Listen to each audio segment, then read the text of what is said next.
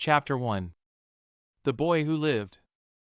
Mr. and Mrs. Dursley, of number 4, Privet Drive, were proud to say that they were perfectly normal, thank you very much. They were the last people you'd expect to be involved in anything strange or mysterious, because they just didn't hold with such nonsense. Mr. Dursley was the director of a firm called Grunnings, which made drills. He was a big, beefy man with hardly any neck, although he did have a very large mustache. Mrs. Dursley was thin and blonde and had nearly twice the usual amount of neck, which came in very useful as she spent so much of her time craning over garden fences, spying on the neighbors. The Dursleys had a small son called Dudley, and in their opinion there was no finer boy anywhere. The Dursleys had everything they wanted, but they also had a secret, and their greatest fear was that somebody would discover it. They didn't think they could bear it if anyone found out about the Potters. Mrs. Potter was Mrs. Dursley's sister, but they hadn't met for several years. In fact, Mrs. Dursley pretended she didn't have a sister, because her sister and her good-for-nothing husband were as un-Dursleyish as it was possible to be. The Dursleys shuddered to think what the neighbors would say if the Potters arrived in the street. The Dursleys knew that the Potters had a small son, too, but they had never even seen him. This boy was another good reason for keeping the Potters away. They didn't want Dudley mixing with a child like that. When Mr. and Mrs. Dursley woke up on the dull, gray Tuesday our story starts, there was nothing about the cloudy sky outside to suggest that strange and mysterious things would soon be happening all over the country. Mr. Dursley hummed as he picked out his most boring tie for work, and Mrs. Dursley gossiped away happily as she wrestled a screaming Dudley into his high chair. None of them noticed a large, tawny owl flutter past the window. At 8:30, Mr. Dursley picked up his briefcase, pecked Mrs. Dursley on the cheek, and tried to kiss Dudley goodbye but missed, because Dudley was now having a tantrum and throwing his cereal at the walls. "Little tyke," chortled Mr. Dursley as he left the house. He got into his car and backed out of number 4's drive. It was on the corner of the street that he noticed the first sign of something peculiar, a cat reading a map. For a second, Mr. Dursley didn't realize what he had seen, then he jerked his head around to look again. There was a tabby cat standing on the corner of Privet Drive, but there wasn't a map in sight. What could he have been thinking of? It must have been a trick of the light. Mr. Dursley blinked and stared at the cat. It stared back. As Mr. Dursley drove around the corner and up the road, he watched the cat in his mirror. It was now reading the sign that said Privet Drive. No, looking at the sign, cats couldn't read maps or signs. Mr. Dursley gave himself a little shake and put the cat out of his mind. As he drove toward town, he thought of nothing except a large order of drills he was hoping to get that day. But on the edge of town, drills were driven out of his mind by something else. As he sat in the usual morning traffic jam, he couldn't help noticing that there seemed to be a lot of strangely dressed people about. People in cloaks. Mr. Dursley couldn't bear people who dressed in funny clothes, the get-ups you saw on young people. He supposed this was some stupid new fashion. He drummed his fingers on the steering wheel and his eyes fell on a huddle of these weirdos standing quite close by. They were whispering excitedly together. Mr. Dursley was enraged to see that a couple of them weren't young at all. Why, that man had to be older than he was, and wearing an emerald green cloak. The nerve of him! But then it struck Mr. Dursley that this was probably some silly stunt. These people were obviously collecting for something. Yes, that would be it. The traffic moved on, and a few minutes later, Mr. Dursley arrived in the Grunnings parking lot, his mind back on drills.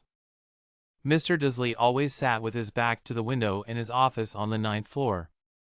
If he hadn't, he might have found it harder to concentrate on drills that morning. He didn't see the owls swooping past in broad daylight, though people down in the street did. They pointed and gazed open-mouthed as owl after owl sped overhead. Most of them had never seen an owl even at nighttime.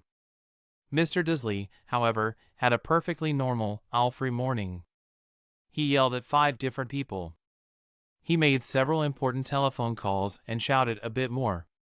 He was in a very good mood until lunchtime, when he thought he'd stretch his legs and walk across the road to buy himself a bun from the bakery. He'd forgotten all about the people in cloaks until he passed a group of them next to the baker's. He eyed them angrily as he passed. He didn't know why, but they made him uneasy. This bunch were whispering excitedly, too, and he couldn't see a single collecting tin. It was on his way back past them, clutching a large donut in a bag, that he caught a few words of what they were saying. The Potters, that's right, that's what I heard, yes, their son, Harry. Mr. Dursley stopped dead. Fear flooded him. He looked back at the whisperers as if he wanted to say something to them, but thought better of it. He dashed back across the road, hurried up to his office, snapped at his secretary not to disturb him, seized his telephone, and had almost finished dialing his home number when he changed his mind. He put the receiver back down and stroked his mustache, thinking, no, he was being stupid. Potter wasn't such an unusual name. He was sure there were lots of people called Potter who had a son called Harry. Come to think of it, he wasn't even sure his nephew was called Harry. He'd never even seen the boy. It might have been Harvey. Or Harold. There was no point in worrying Mrs. Dursley, she always got so upset at any mention of her sister. He didn't blame her if he'd had a sister like that, but all the same, those people in cloaks. He found it a lot harder to concentrate on drills that afternoon, and when he left the building at 5 o'clock, he was still so worried that he walked straight into someone just outside the door. Sorry, he grunted, as the tiny old man stumbled and almost fell. It was a few seconds before Mr. Dursley realized that the man was wearing a violet cloak. He didn't seem at all upset at being almost knocked to the ground. On the contrary, his face split into a wide smile, and he said in a squeaky voice that made passers-by stare, "Don't be sorry, my dear sir, for nothing could upset me today. Rejoice, for you know who has gone at last. Even muggles like yourself should be celebrating this happy, happy day." And the old man hugged Mr. Dursley around the middle and walked off. Mr. Dursley stood rooted to the spot. He had been hugged by a complete stranger. He also thought he had been called a muggle, whatever that was. He was rattled. He hurried to his car and set off for home, hoping he was imagining things, which he had never hoped before, because he didn't approve of imagination. As he pulled into the driveway of number 4, the first thing he saw, and it didn't improve his mood, was the tabby cat he'd spotted that morning. It was now sitting on his garden wall. He was sure it was the same one, it had the same markings around its eyes. "Shoo!" said Mr. Dursley loudly. The cat didn't move. It just gave him a stern look. Was this normal cat behavior? Mr. Dursley wondered. Trying to pull himself together, he let himself into the house. He was still determined not to mention anything to his wife. Mrs. Dursley had had a nice, normal day. She told him over dinner all about Mrs. Next Door's problems with her daughter and how Dudley had learned a new word, won't. Mr. Dursley tried to act normally. When Dudley had been put to bed, he went into the living room in time to catch the last report on the evening news. And finally, birdwatchers everywhere have reported that the nation's owls have been behaving very unusually today. Although owls normally hunt at night and are hardly ever seen in daylight, there have been hundreds of sightings of these birds flying in every direction since sunrise. Experts are unable to explain why the owls have suddenly changed their sleeping pattern. The newscaster allowed himself a grin. Most mysterious. And now, over to Jim McGuffin with the weather. Going to be any more showers of owls tonight, Jim? Well, Ted, said the weatherman, I don't know about that, but it's not only the owls that have been acting oddly today. Viewers as far apart as Kent, Yorkshire, and Dundee have been phoning in to tell me that instead of the rain I promised yesterday, they'd had a downpour of shooting stars. Perhaps people have been celebrating bonfire night early. It's not until next week, folks. But I can promise a wet night tonight. Mr. Dursley sat frozen in his armchair. Shooting stars all over Britain? Owls flying by daylight? Mysterious people in cloaks all over the place? And a whisper about the Potters. Mrs. Dursley came into the living room carrying 2 cups of tea. It was no good. He'd have to say something to her. He cleared his throat nervously. Petunia, dear, you haven't heard from your sister lately, have you? As he had expected, Mrs. Dursley looked shocked and angry. After all, they normally pretended she didn't have a sister. "No," she said sharply. "Why?" "Funny stuff on the news," Mr. Dursley mumbled. "Owls, shooting stars, and there were a lot of funny-looking people in town today, so," snapped Mrs. Dursley. "Well, I just thought, maybe, it was something to do with, you know, her crowd." Mrs. Dursley sipped her tea through pursed lips. Mr. Dursley wondered whether he dared tell her he'd heard the name Potter. He decided he didn't dare. Instead he said, as casually as he could, "Their son, he'd be about Dudley's age now, wouldn't he?" "I suppose so," said Mrs. Dursley stiffly. "What's his name again?" "Howard, isn't it?" "Harry. Nasty, common name, if you ask me." "Oh, yes," said Mr. Dursley, his heart sinking horribly. "Yes, I quite agree." He didn't say another word on the subject as they went upstairs to bed. While Mrs. Dursley was in the bathroom, Mr. Dursley crept to the bedroom window and peered down into the front garden. The cat was still there. It was staring down Privet Drive as though it were waiting for something. Was he imagining things? Could all this have anything to do with the Potters? If it did, if it got out that they were related to a pair of, well, he didn't think he could bear it. The Dursleys got into bed. Mrs. Dursley fell asleep quickly, but Mr. Dursley lay awake, turning it all over in his mind. His last, comforting thought before he fell asleep was that even if the Potters were involved, there was no reason for them to come near him and Mrs. Dursley. The Potters knew very well what he and Petunia thought about them and their kind. He couldn't see how he and Petunia could get mixed up in anything that might be going on. He yawned and turned over. It couldn't affect them. How very wrong he was. Mr. Dursley might have been drifting into an uneasy sleep, but the cat on the wall outside was showing no sign of sleepiness.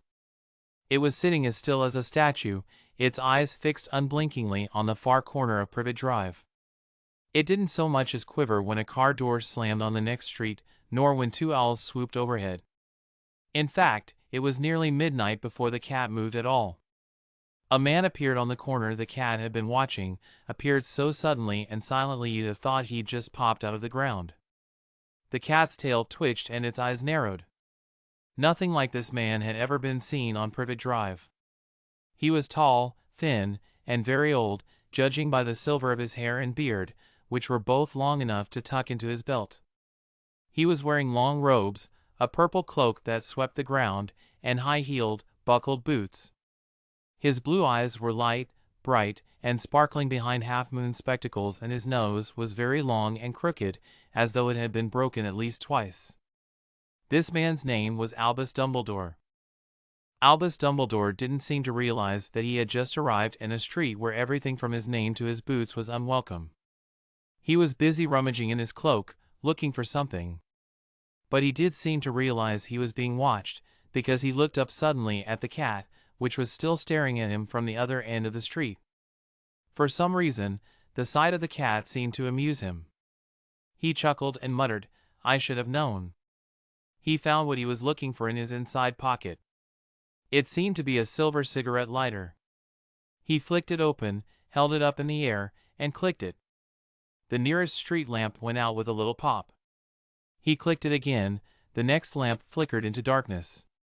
12 times he clicked the put-outer, until the only lights left on the whole street were two tiny pinpricks in the distance, which were the eyes of the cat watching him.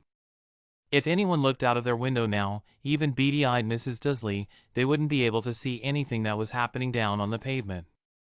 Dumbledore slipped the put-outer back inside his cloak and set off down the street toward number 4, where he sat down on the wall next to the cat. He didn't look at it, but after a moment he spoke to it. "Fancy seeing you here, Professor McGonagall." He turned to smile at the tabby, but it had gone. Instead, he was smiling at a rather severe-looking woman who was wearing square glasses exactly the shape of the markings the cat had had around its eyes. She, too, was wearing a cloak, an emerald one. Her black hair was drawn into a tight bun. She looked distinctly ruffled. "How did you know it was me?" she asked. "My dear Professor, I've never seen a cat sit so stiffly." "You'd be stiff if you'd been sitting on a brick wall all day," said Professor McGonagall. "All day?" when you could have been celebrating? I must have passed a dozen feasts and parties on my way here." Professor McGonagall sniffed angrily. "Oh yes, I've celebrating, all right," she said impatiently. "You'd think they'd be a bit more careful, but no, even the Muggles have noticed something's going on. It was on their news." She jerked her head back at the Dursleys' dark living room window. "I heard it. Flocks of owls, shooting stars, well, they're not completely stupid. They were bound to notice something. Shooting stars down in Kent, I'll bet that was Daedalus Diggle. He never had much sense." "You can't blame them," said Dumbledore gently. "We've had precious little to celebrate for 11 years. "I know that," said Professor McGonagall irritably. "But that's no reason to lose our heads. People are being downright careless, out on the streets in broad daylight, not even dressed in Muggle clothes, swapping rumors." She threw a sharp, sideways glance at Dumbledore here, as though hoping he was going to tell her something, but he didn't, so she went on. "A fine thing it would be if, on the very day you-know-who seems to have disappeared at last, the Muggles found out about us all." "I suppose he really has gone, Dumbledore?" "It certainly seems so," said Dumbledore. "We have much to be thankful for. Would you care for a lemon drop?" "A what?" "A lemon drop. They're a kind of Muggle sweet I'm rather fond of." "No, thank you," said Professor McGonagall coldly, as though she didn't think this was the moment for lemon drops. "As I say, even if you-know-who has gone, my dear Professor, surely a sensible person like yourself can call him by his name? All this you-know-who nonsense, for 11 years I have been trying to persuade people to call him by his proper name, Voldemort." Professor McGonagall flinched, but Dumbledore, who was unsticking 2 lemon drops, seemed not to notice. "It all gets so confusing if we keep saying you-know-who. I have never seen any reason to be frightened of saying Voldemort's name." "I know you haven't," said Professor McGonagall, sounding half exasperated, half admiring. "But you're different. Everyone knows you're the only one you-know-oh, all right, Voldemort, was frightened of." "You flatter me," said Dumbledore calmly. "Voldemort had powers I will never have. Only because you're too, well, noble to use them. It's lucky it's dark. I haven't blushed so much since Madame Pomfrey told me she liked my new earmuffs." Professor McGonagall shot a sharp look at Dumbledore and said the owls are nothing next to the rumors that are flying around. "You know what they're saying? About why he's disappeared? About what finally stopped him?" It seemed that Professor McGonagall had reached the point she was most anxious to discuss, the real reason she had been waiting on a cold, hard wall all day, for neither as a cat nor as a woman had she fixed Dumbledore with such a piercing stare as she did now. It was plain that whatever everyone was saying, she was not going to believe it until Dumbledore told her it was true. Dumbledore, however, was choosing another lemon drop and did not answer. "What they're saying," she pressed on, "is that last night Voldemort turned up in Godric's Hollow. He went to find the Potters. The rumor is that Lily and James Potter that they're dead." Dumbledore bowed his head. Professor McGonagall gasped. "Lily and James? I can't believe it. I didn't want to believe it.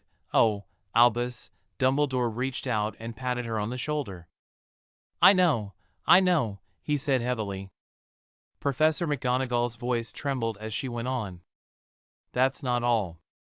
They're saying he tried to kill the Potter's son, Harry. But he couldn't. He couldn't kill that little boy. No one knows why, or how, but they're saying that when he couldn't kill Harry Potter, Voldemort's power somehow broke, and that's why he's gone." Dumbledore nodded glumly. It's true," faltered Professor McGonagall. "After all he's done, all the people he's killed, he couldn't kill a little boy? It's just astounding, of all the things to stop him, but how in the name of heaven did Harry survive?" "We can only guess," said Dumbledore. "We may never know." Professor McGonagall pulled out a lace handkerchief and dabbed at her eyes beneath her spectacles. Dumbledore gave a great sniff as he took a golden watch from his pocket and examined it. It was a very odd watch. It had 12 hands but no numbers, instead, little planets were moving around the edge. It must have made sense to Dumbledore, though, because he put it back in his pocket and said, "Hagrid's late. I suppose it was he who told you I'd be here, by the way?" "Yes," said Professor McGonagall. "And I don't suppose you're going to tell me why you're here, of all places?" "I've come to bring Harry to his aunt and uncle. They're the only family he has left now." You can't mean the people who live here?" cried Professor McGonagall, jumping to her feet and pointing at number 4. "Dumbledore, you can't. I've been watching them all day.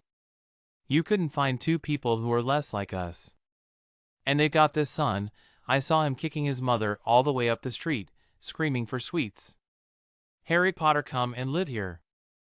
"It's the best place for him," said Dumbledore firmly. "His aunt and uncle will be able to explain everything to him when he's older. I've written them a letter." "A letter?" repeated Professor McGonagall faintly, sitting back down on the wall.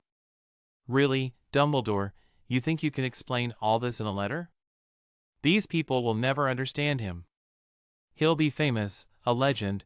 I wouldn't be surprised if today was known as Harry Potter Day. In the future. There will be books written about Harry. Every child in our world will know his name."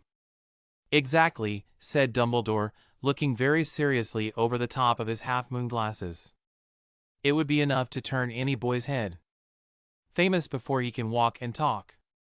Famous for something he won't even remember.